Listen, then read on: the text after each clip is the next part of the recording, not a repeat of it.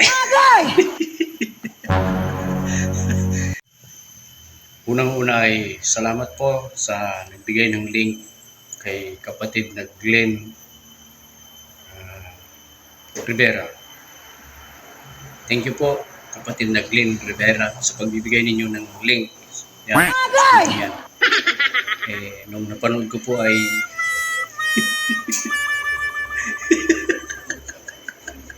hindi ko mapigil yung tumawa eh. Sabi niya, pakigawan po ng reaction ito kapatid. Siya po ay mula sa Bataan. Nakalimutan ko yung lokal. Binanggit niya yung Marabiles, Bataan. Maraming salamat po kapatid na Glenn Rivera.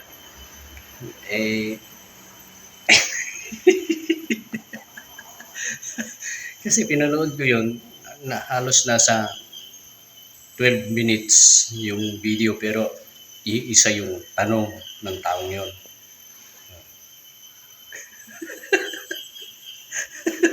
Hindi ko mapili. Ito, panoorin po natin para mabigyan ng linaw. Kasi isa lang yung tanong niya bakit daw nung na-impeach si dating Pangulong Gloria Arroyo at si dating Presidente Joseph Estrada ay hindi daw nagsagawa ng peace rally ang Iglesia ni Cristo. Ito, inuunahan ko na yung sinagawang peace rally ay hindi para sa pagkakadakip sa dating Pangulong Rodrigo Duterte, kundi yung National Rally noong 13 ay para po sa kapayapaan, para doon sa mga namiminuno na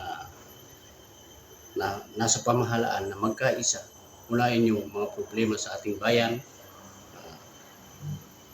mga problema sa mamamayan. So ito, panoorin muna natin ito.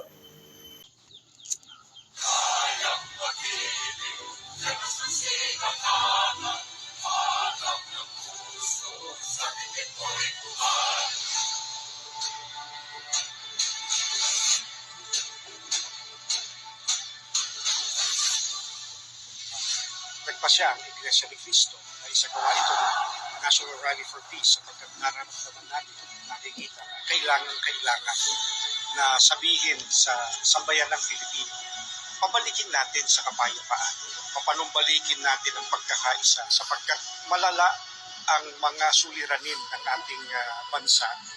Nung ginagawa po natin, mga mahal naming kababayan, sa pamumuna ng Iglesia ni Cristo, ay pagtulong natin sa pamahalaan. Tumutulong tayo sa kanila na kanilang makita, na kanilang madama ang tunay na damdamin ng taong bayan na naglukluk sa kanila.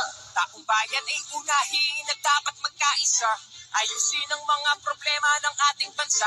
Ang galit ay alisin at dapat magkasundo kung payapa ang ating bansa. Aasenso nga tayo. Taong bayan ay unahin at dapat magkaisa. Hindi din ang pag-aaway at ang pagkakagulo. Ang galit ay alisin at dapat magkasundo kung payapa ang ating bansa. Aasenso nga tayo. Sa paniniwala ko po, napapanahon po ito sapagkat po bilang mamamayang Pilipino ng ating bansa, hindi lang po para sa mga kapatid sa iglesia, para sa buong Pilipino. Gusto ko po na lumaki yung mga anak ko na payapa po ang ating bansa. Isang tabi po muna nila yung mga personal issue at unahin po ang ating bansa.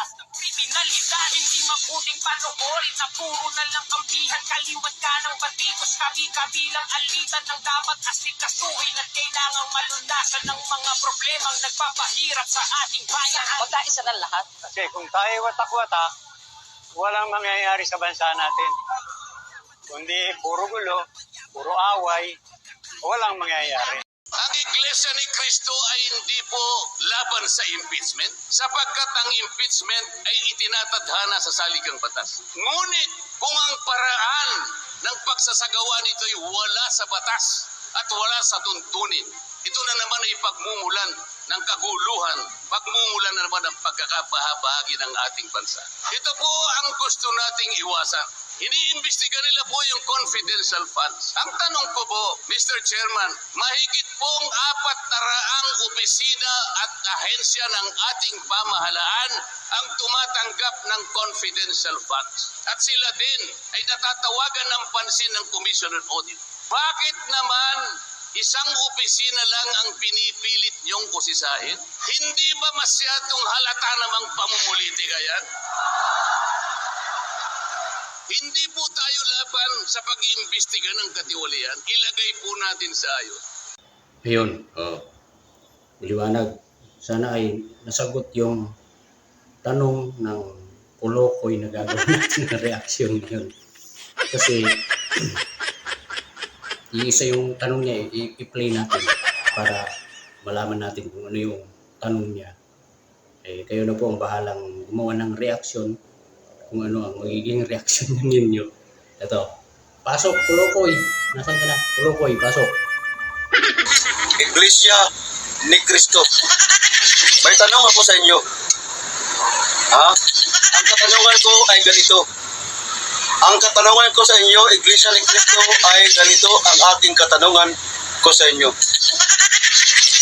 Bakit nung ma-impeach si Irap Estrada? Bakit nung ma-impeach si Irap Estrada ay hindi kayo nag-peace rally? Bakit nung ma-impeach si Irap Estrada ay hindi kayo nag-peace rally? Yan ang katanungan ko sa inyo, Iglesia ni Cristo. Bakit sa panahon ni Irap Estrada, nung siya ay ma-impeach, o nung pinalis na sa Malacanang, si Irap Estrada, bakit hindi kayo nagdeklara na kayo ay mag-peace rally? Ayaw nyo ng kaguluhan. Imagine. Kaya ito ang katanungan ko sa inyo, Iglesia ni Cristo. Bakit nung pinalis si Irap sa Malacanang, bakit hindi kayo nag-peace rally? At sa panahon naman ni Gloria Macapagal Arroyo, napakagulo. Bakit hindi kayo nag-peace rally? Yan ang katanungan ko sa inyo, Iglesia ni Cristo. Yan ang katanungan ko sa inyo. Bakit sa panahon ni Gloria Macapagal Arroyo, bakit hindi kayo nag-peace rally? Nilang sabi ninyo, ayaw nyo ng kaguluhan, ay gusto ninyo ng kapayapaan. Sa panahon ni Irap, hindi kayo nag-peace rally. Sa panahon ni Gloria, hindi kayo nag-peace rally. Di ba ang sabi ninyo, kayo ay naninindigan, ayaw nyo ng kaguluhan, gusto nyo ng kapayapaan. E kung gusto nyo na pala ng kapayapaan, ayaw nyo ng kaguluhan, bakit hindi nyo ginawa yan sa panahon ni Irap?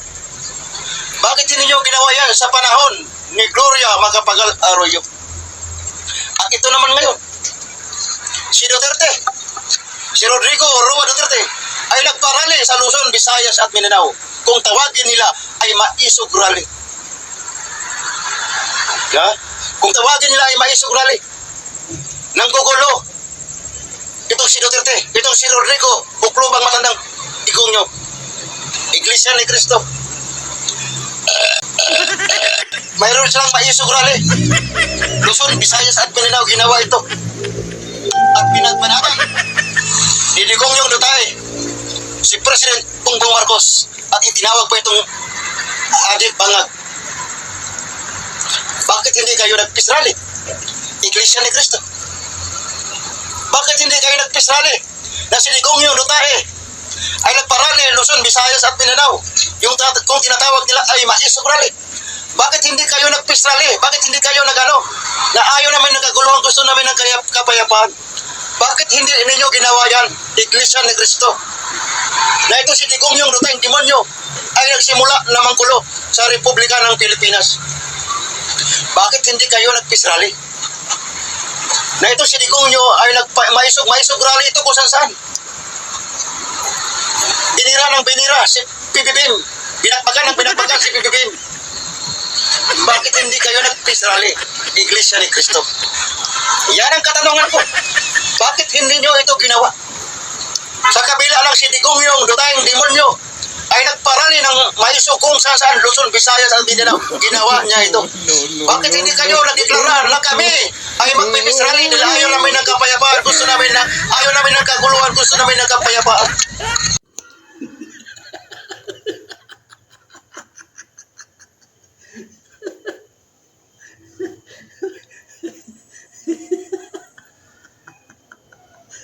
Ay, Diyos ko po. Mayroon akong napansin sa kanya. Yung pag-kompas ng kamay.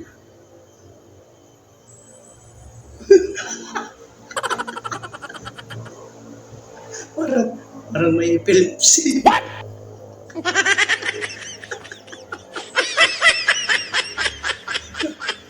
Bakit no? Bakit? Paulit-ulit na bakit?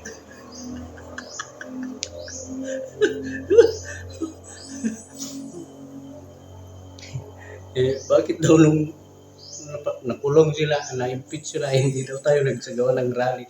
Dito lang naman yung sinagawa sa Pilipinas yung impeachment sa kanila Nandito naman sila Tsaka, hindi naman ganun kagulo nun. Natatawa ako doon sa pati yung busog kasi. Busog pa yata ito.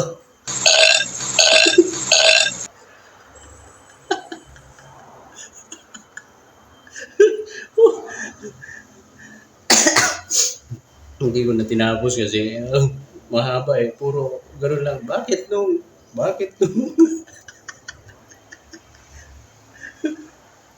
Kayo na lang kung bahala kung anong magiging reaction niyo dyan. Kung anong sagot ninyo sa kanya kung mga tanong. Iisa lang yung tanong niya. Hindi siguro niya napanood yung rally noong January 13.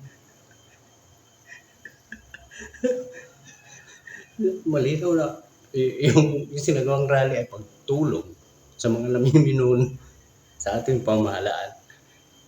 Ay, naku po. Pinabisan tuloy ako katatawa.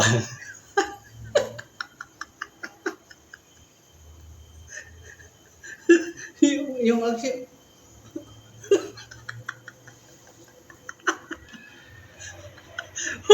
Maraming salamat po kay Kapatid Beglen. At sa lahat po ng mga kapatid na nanonood sa aking munting channel. Maraming salamat sa patuloy po ninyong pagsubaybay sa ating mga video. Sa susunod ko naman gagawa ng reaction yung mga ginagawa ni Epifanio Labrador na hindi ka nais-nais. Maraming salamat po.